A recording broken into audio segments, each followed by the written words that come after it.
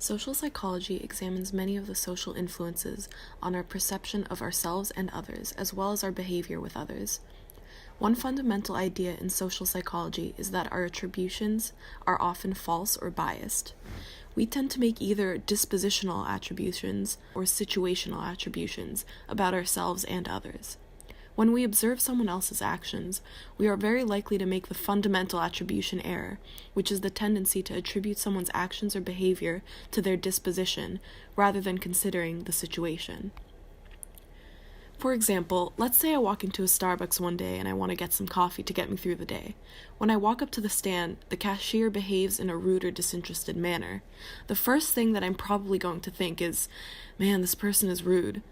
This is me making a dispositional attribution. I'm attributing the cashier's off-putting behavior to something part of his character, although that might not be the case. Maybe he's having a bad day, maybe he couldn't sleep at night, or his wife just left him. But instead of considering this, I immediately jump to the dispositional attribution. That's the fundamental attribution error.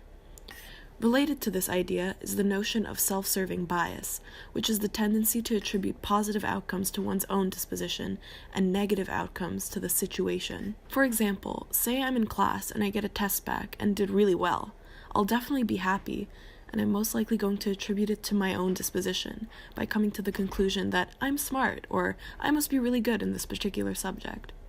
But what if instead of an A, I got a C?